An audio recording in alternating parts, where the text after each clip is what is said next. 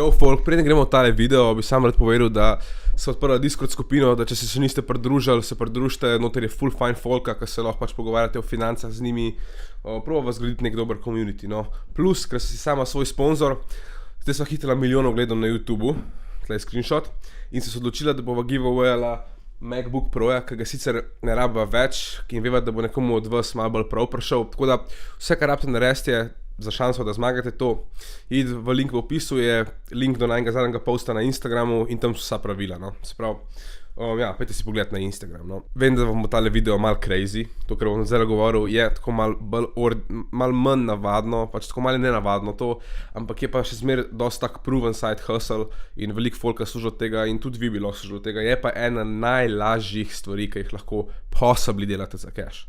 In sicer, jaz vam garantiram, da za to še niste slišali, ampak obstaja veliko strani, kjer lahko v bistvu vi najamete virtual frienda, če ste lonely.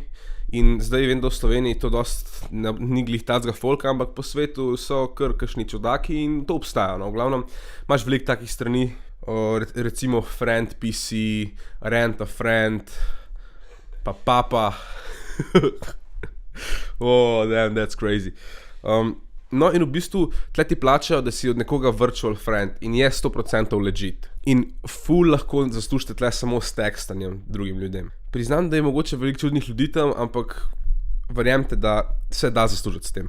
In naredil sem malo raziskavo, s tega jaz še osebno nisem delal, ampak sem naredil raziskavo in najbolj legit stran je papa.com. Tam v bistvu gre se na njihovo spletno stran in kliknete Become a Papa Pal in v bistvu boste lahko tako potem dajte account in potem lahko slušate in dodate oglas in tako naprej. Pa disclaimer, vsem bodite varni, ne sme nikoli priti do več kakor tekstanje, ker so res kakšni čudaki. No, v glavnem, uporabljate svojo pamet pa malo logiko, pa vam ne bo hudega, no. Aha, pa nek povprečen zaslužek nekoga, ki uporablja papa.com je okoli 3000 evrov na mesec, kar je full velik. In če najdete težkega bogatega, ki je lonely, boste kar v redu, no. In ja, kakor sem rekel, 3000 na mesec je nek tak average, sploh če je to average, samo razmislite, koliko v bistvu lahko zaslužite. Zdaj pa, pazite to, ta side hustle ni še nič v primerjavi side hustli, ki prihajajo v naslednjih tednih. Ta side hustle je recimo 3 od 10 v primerjavi s tem, kar prihaja.